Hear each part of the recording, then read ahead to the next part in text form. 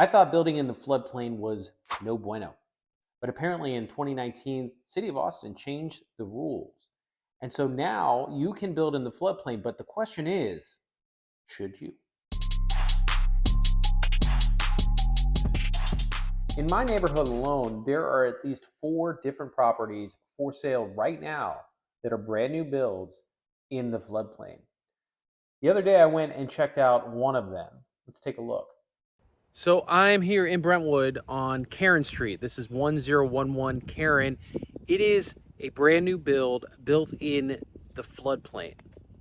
So the house sits adjacent to a pretty large creek, and they built it pretty high off the ground. This is about 2 feet off the ground, the driveway.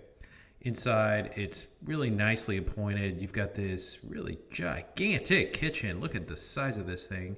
Living room, hardwood floors. Outside, you're going to see that there is a pretty large crawl space, about 2 feet.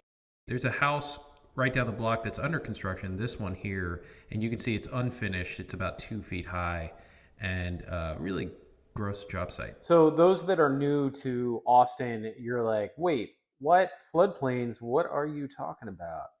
Well, take a look at this map. We have a good amount of floodplains just snaking all through Austin. Especially north central Austin, you'll see that we have a bunch of creeks that go up and down, mostly from north to south. And those creeks have significant spillover and have created some pretty big floodplains throughout central Austin. So the pros for building in the floodplain, as we can imagine, is that we are going to save a good amount of cost when it comes to buying the land. That property that you buy that is in the floodplain is around 20 to 30% less than a similar property that is not in the floodplain. And that kind of ties us into the bad news, is that once you go to sell this house, you're not going to get as much money for this house as a similar property that's not in the floodplain. We are also going to talk with Carina Coel, who is an architect here in Austin, one of the best, and she will enlighten us about the different rules of building in a floodplain. Here I am with Carina Coel with Restructure Studio, your company, and Carina is one of the best residential architects here in the city of Austin. Why would one want to build in a flood zone in Austin? If you own a property that's already in the floodplain and you need to fix it up, or the house is just not doing so well and you want to stay on that property, the city has given us ways that we can absolutely get you a remodeled or a new house. So if we're going to build inside the city of Austin, what kind of red tape do we go through when it comes to building in the floodplain? One of the very first things that you need to do if you have a property, is you need to request an elevation certificate from the city. The city of Austin provides their own elevation certificates. And basically that certificate tells you how high out of the ground you need to build your new house. And you need to build your new house at least 2 feet higher than your elevation certificate says. You cannot increase density on your property, which means, for example, if you have just a single family home on your property, you can only replace it with another single family home. You couldn't build a duplex, you couldn't build a home plus an ADU. However, if you have a property in the floodplain that, for example, has a duplex on it, then you could build a single family home and an ADU. You can build a single family house and then also build like another structure that's not a dwelling. Yeah, so like an That's right. accessory structure. That's right. It's a very important distinction in the city of Austin. An accessory dwelling unit is something that can be considered a home that people can live in.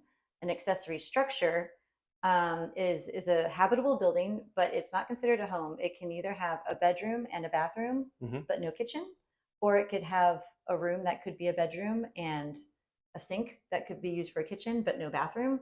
You just can't have a bedroom, bathroom, and kitchen. That's what makes it a dwelling unit. Okay. So you have to raise the property 2 feet at least. Your finished floor. The finished floor. The finished floor of any habitable space. Okay. So like any place that's got air conditioning in it, or is being used, like for, your laundry room, anything that's habitable needs to be at least 2 feet above that elevation certificate. Okay. And so wait, what structures can I build that are not 2 feet? Like it's an accessory structure? Does it have to be 2 feet above ground? The accessory structure, because it would be a habitable space, yes, that does need to be 2 feet above. Even though it's not a dwelling, you're still people can sleep there at night. You don't want the flood waters to wash over you while you sleep. No. Okay. We, as architects, we try to avoid that. Okay. All right. Got it. Anytime that you're building in the floodplain, they want to minimize the amount of volume that's displaced on the property. And they classify that as the area between your natural grade, like the ground, and then that elevation certificate that they gave you, like the floodplain elevation. So anywhere in that space, like if you build a new foundation, or if you have a pier and beam foundation and you have piers, you have to calculate the volume of that space that's now being taken up, because basically that's space that the water can't go when it's flooding. Got it. And you have to compensate for that somehow on the property. So what you're saying is we're trying to like minimize what I would call the Houston effect, where all Yes. we do is build a lot of concrete and then it just floods the entire city, and because the water has nowhere to go. Exactly. Okay. Yeah. That's it. All right. That's a Yeah. good description. So not building Houston in Austin. Very good. I'm just a real estate broker, and I'm not an expert by any means in this type of thing. And so like if I am helping a client find a property in order to build, and let's say we're in a flood zone or not, and maybe it's just got tons of trees, what type of tool are you providing for clients in order to like, help determine that, especially during that very short period of time when we're maybe in option period or something like that? We need to figure out, is this piece of land going to work for building their dream house? Yeah, no, we've actually have developed this system called a feasibility study that we like to use for a lot of our projects. It was something that we were doing anyways, the start of every project. And then we found that if we just pull this out as a separate service that we can offer without having to sign up for any design yet, just so you can get an idea of what is possible. What could I do with this property? And especially if you have specific ideas, like, oh, I really want a house and an ADU. Can we do that on this property?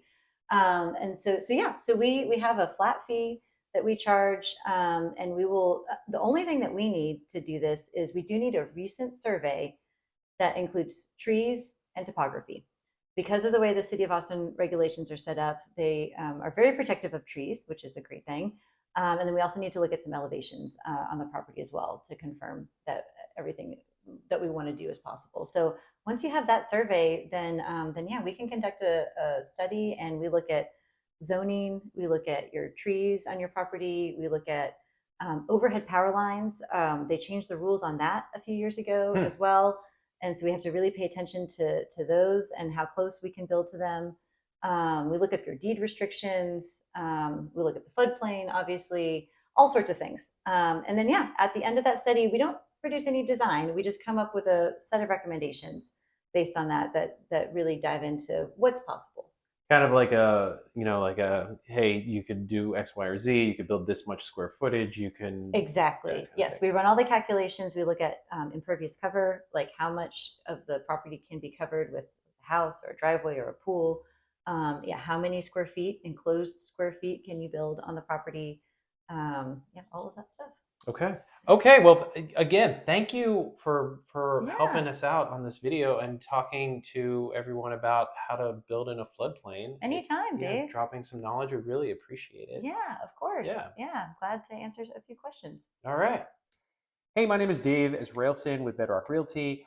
I am a real estate broker here in Austin. I built my own custom home here in Central Austin, and also an ADU, which I am filming out of. And so I've got a good amount of knowledge when it comes to building brand new construction in Central Austin, and I have decided to bring that to my clients.